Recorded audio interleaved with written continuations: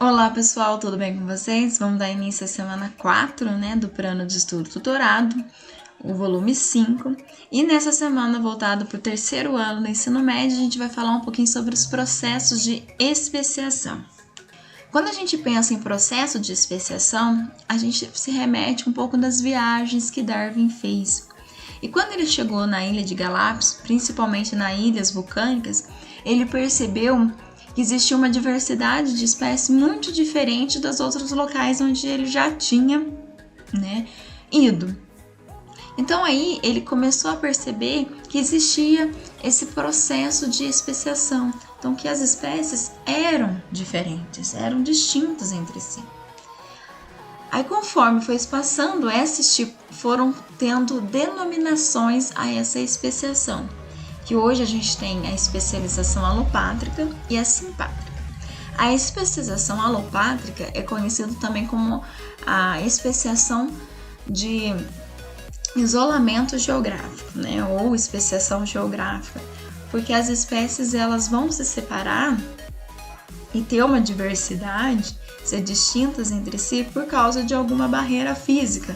Como vocês podem ver na imagem, tem ali uma região, uma área, tem uma barreira física que é um rio, pode ser uma montanha. Então, quando tem uma barreira física, ele vai fazer com que as espécies fiquem divergentes, Elas fiquem diferentes. Já na especialização simpátrica, eu não tenho essa questão de isolamento, só que as espécies elas não têm, vamos dizer assim, um cruzamento entre elas. Então essa que é a diferença entre uma e outra.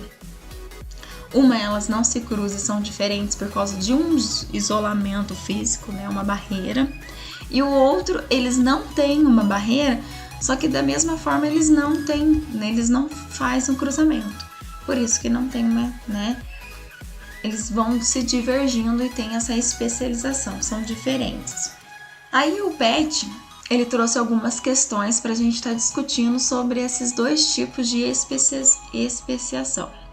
A primeira questão é assim: pássaros azuis estão representados na ilustração, que também destaca aspectos e da nomenclatura biológica dessas aves. Então, como vocês podem ver, a gente tem 3 espécies de aves diferentes que mudam um pouquinho essa questão morfológica delas.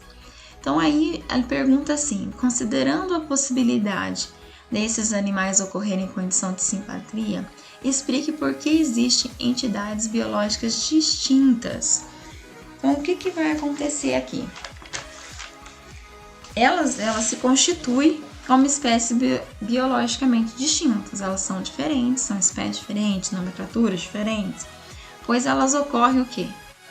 Na especialização simpátrica.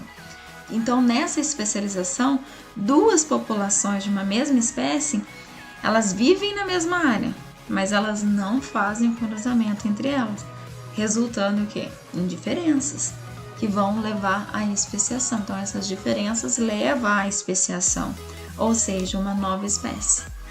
Então, a gente tem sempre que lembrar aqui, a especiação simpátrica, ela não é uma barreira física, tá? Que quando eu tenho uma barreira física vai impedir que elas se cruzem, mas não, essas espécies elas vivem na mesma área, mas ela não tem um cruzamento, por isso essa diversidade, por isso que aqui lá explica porque ela constitui entidades biológicas distintas, porque elas estão fazendo uma especiação simpátrica. Na questão 2, diferentes espécies de peixes herbívoros marinhos do mesmo gênero são encontradas nas regiões tropicais do Oceano Atlântico, tanto na costa do continente americano quanto na costa do continente africano.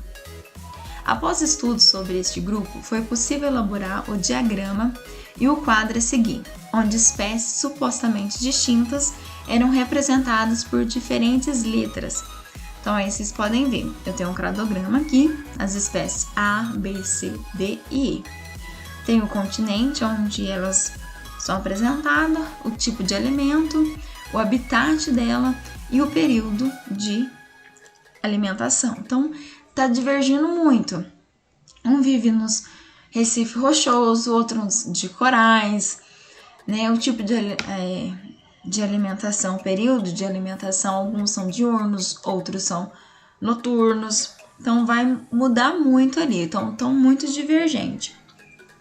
Aí a gente tem algumas questões. A letra A. Considerando os mecanismos de especiação, como poderia ser explicado o surgimento das espécies C e D a partir de uma espécie ancestral?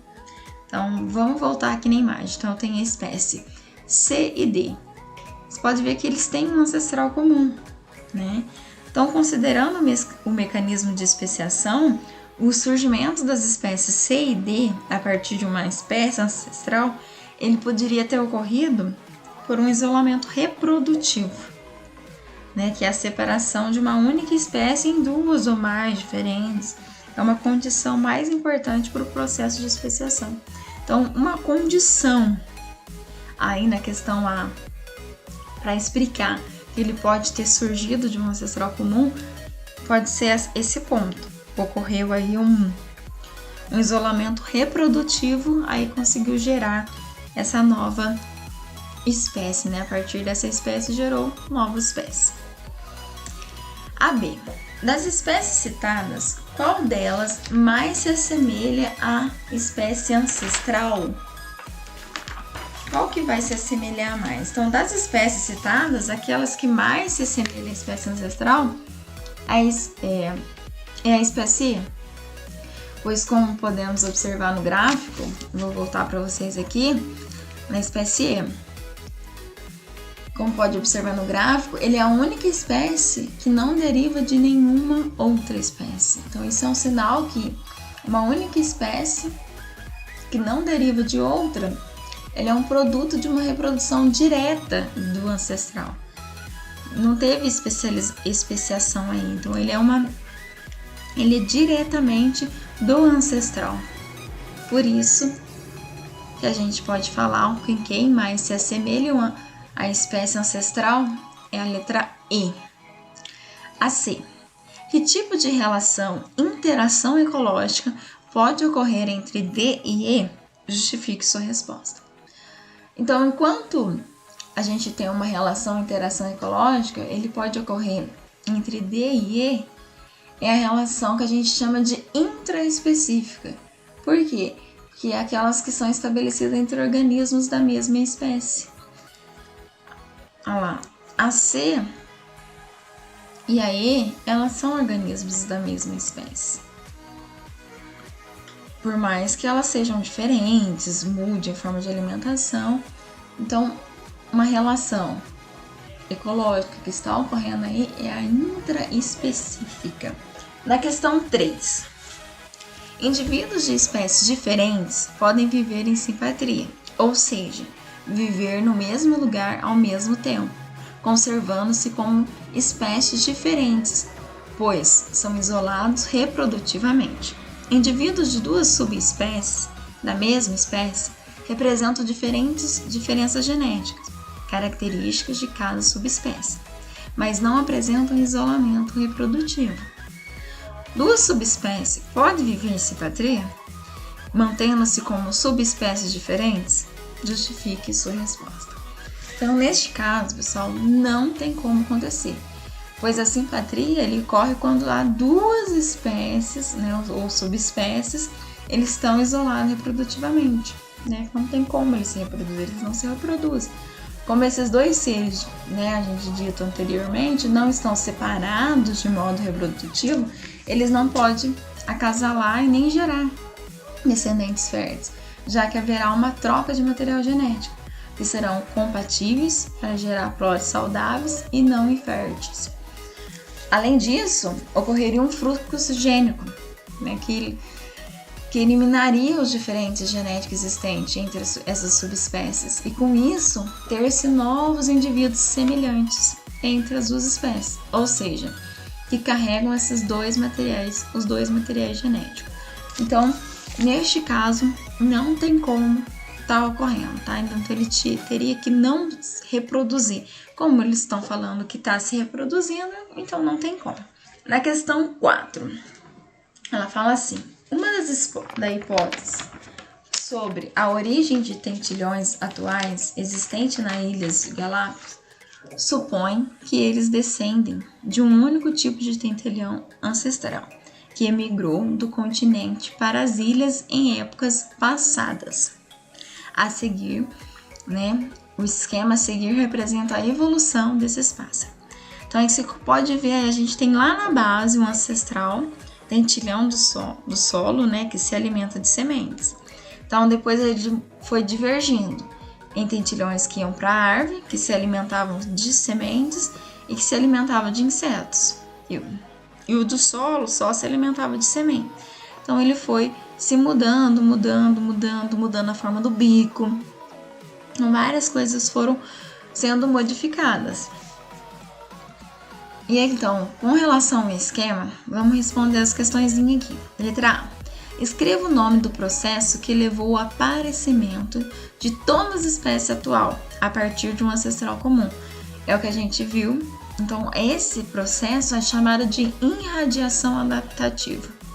Tá, pessoal? Então, o que está acontecendo ali? De um ponto, de uma única espécie, ele vai se divergindo em várias e características diferentes, forma de alimentação. Isso é chamado de irradiação adaptativa. B. Escreva o nome do processo que originou as variações notadas na forma e no tamanho dos bicos, em diferentes ambientes e ajustando a diferentes tipos de alimento. Então, o que acontece? Neste caso, houve uma mutação seguindo de uma seleção natural. Alguma condição fez com que as espécies foram sendo selecionadas. Então, é isso aí. Teve mutações e seleção natural para a gente ter variações de formato do tamanho do bico. C. Cite 2 mecanismos que poderiam impedir as espécies A e B de se tornarem uma única espécie. Conceitue, um desses mecanismos. Então, uma coisa que poderia fazer com que essa espécie se tornasse única é o isolamento geográfico, ou o isolamento reprodutivo e o isolamento reprodutivo. Então, essas duas formas poderiam tornar as espécies A e B uma única espécie: o isolamento geográfico e o isolamento reprodutivo. Pessoal, a gente vai ficando por aqui. Espero que vocês tenham gostado. Se inscreva no canal para continuar acompanhando as correções do plano de estudo tutorado. E até a próxima!